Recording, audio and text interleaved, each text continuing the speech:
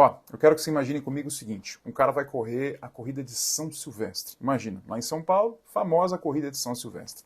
Aí vamos supor que a corrida comece às 9 da manhã, o cara sai de casa às 8 para ir para São Silvestre. E o cara acabou de tomar um cafezão maluco, comeu 3 hambúrgueres, comeu danoninho, comeu iogurte, comeu tudo de ruim, estômago bem pesado. Aí o cara foi para a corrida. Aí o cara chega na maratona, ele começa a correr, beleza, no começo ele vai muito bem, vai indo, mas de repente alguém na multidão chama o cara de gordinho. Aí, gordinho! E ele dá uma paradinha, olha para trás, procura o cara, porque de alguma maneira aquilo mexeu forte com ele. Mexeu muito, ficou bravo. Olha para trás, mas quem foi que me chamou de gordinho? Continua correndo mais ou menos e vai. Só que a corrida toda, ele fica com esse negócio. Eu vou encontrar esse cara. Eu vou bater nesse cara. Esse cara me chamou de gordinho. Quem que ele pensa que ele é? Eu tô aqui correndo e o cara me zoando aí. Sei lá quem que é esse mané que fica me zoando. E fica pensando, de maneira que ele perde o foco na corrida.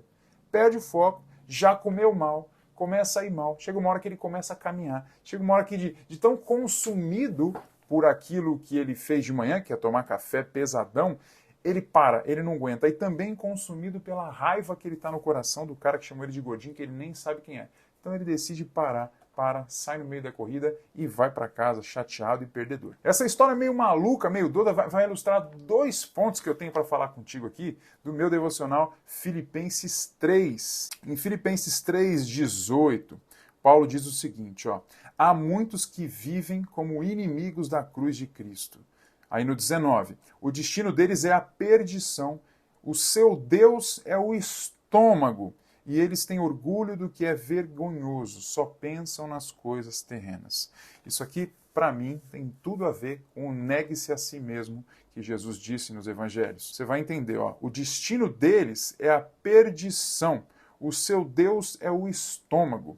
Lembra do carinha da corrida que eu falei? Por que o cara comeu tudo que ele queria comer sem poder? Queria para uma corrida, ele tinha que estar leve. Por que ele comeu? Porque, para muitas pessoas, o Deus da pessoa é o estômago. E isso vai além da gente pensar nessa questão de ser gordinho, né? Eu como tudo que eu quero. Vai além disso. Pensa comigo, o estômago, ele tem a função dele, ele é o órgão onde começa ali a sua digestão, os alimentos ali vão começar a ser quebrados, depois vão ser absorvidos no intestino. Mas o estômago é um órgão muito ligado à nossa emoção, sim ou não? Eu tô triste, eu como. Eu tô ansioso, eu como. No momento que eu tô comendo, por exemplo, eu posso imaginar isso aqui agora. Eu até fechei o olho aqui. No momento que eu estou comendo uma pizza de mussarela, eu não estou pensando em mais nada. Então, muitas vezes, o comer é até uma meditação, sabe? É um prazer. E a gente sabe que a pessoa que está sempre em busca do prazer acima de tudo, ela sempre se dá mal na vida. Ter sucesso profissional, por exemplo, não tem a ver com ter prazer o tempo todo, muito pelo contrário. Você tem que pagar o preço do sucesso, você tem que acordar cedo, você tem que trabalhar, você tem que gerar valor para as pessoas. Olha o exemplo do nosso corredor. Ele se agradou, ele não negou a si mesmo, ele se agradou, ele queria comer, ele foi lá e foi. É descontrole. O estômago, quando Paulo fala que o destino deles é a perdição, o seu Deus é o estômago, eu entendo que quando a gente fala de estômago, a gente fala de vontade pessoal acima de tudo. Tem um livro de linguagem corporal brasileiro que ele mostra algumas posturas que a gente faz quando a gente coloca a barriga para frente, e ele diz que isso é a pessoa que se deixa dominar pelos próprios desejos, é a pessoa que coloca os próprios desejos acima de tudo. Paulo complementa, né? Só pensam nas coisas terrenas. A pessoa que dá muita atenção ao próprio estômago, e não estou falando de gordinho aqui, tá?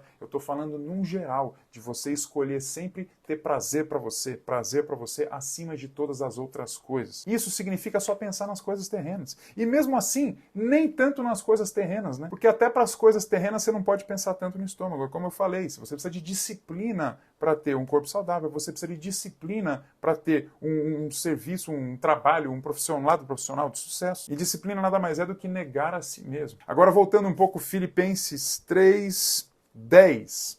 Paulo dizendo o seguinte, ó: quero conhecer Cristo.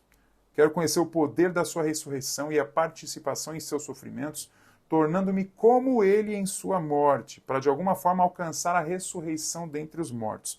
Depois ele diz assim, ó: não que eu já tenha obtido tudo isso. Né? Paulo fala, ó, ainda não atingi tudo isso. Só que ele diz o seguinte, ó: uma coisa faço, esquecendo-me das coisas que ficaram para trás e avançando para as que estão adiante, prossigo para o alvo. Isso aqui na vida é muito importante, sim ou não? Pensa no exemplo do nosso corredor, na historinha estranha que eu contei aí. Duas coisas, né? Primeira, a questão do estômago. O cara fez a própria vontade. Isso é inimigo da sua felicidade. Isso é inimigo do seu sucesso. Isso é inimigo, inclusive, da sua vida com Cristo.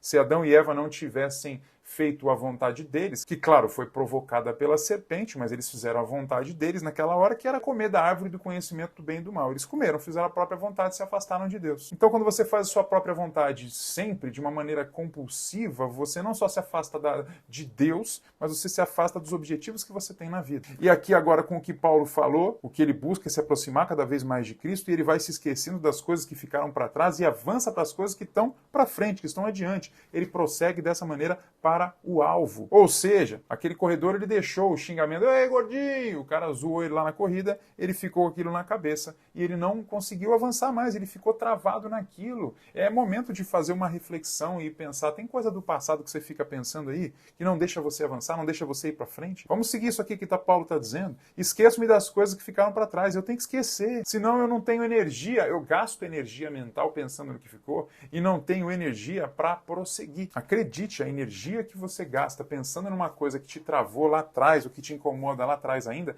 é energia que você não pode contar com ela para prosseguir para onde você quer ir. Então vamos fechar Filipenses 3 com essas duas coisas. Deus na prática. Não deixe que o seu estômago seja o seu Deus, e quando eu digo estômago eu quero dizer vontade. Não deixa que a sua vontade seja o seu Deus e você faz tudo em prol da sua vontade. O caminho não é esse. E segundo, se esquece do que ficou para trás. Frasezinha boba, mas é verdade. Quem vive de passado é museu, queridão. Então é daqui para frente. Eu estou gravando esse vídeo, são 9h15 da manhã. Estou vendo no computador aqui, 9h15 da manhã. O que importa é de 9h15 para frente. De 9h15 para trás, já foi. No máximo você vai aproveitar para refletir, para fazer o 9h16 ser melhor do que o 9h14. É isso, mas não passa muito tempo nessa reflexão não. Vambora, vai para frente, coloca o que você quer e vai buscar. Esse foi o Devocional Deus na Prática de hoje. No final tem mais alguns vídeos para você ver. Se fez sentido para você, compartilha com alguém, porque pode fazer sentido para essa pessoa também, tá bom?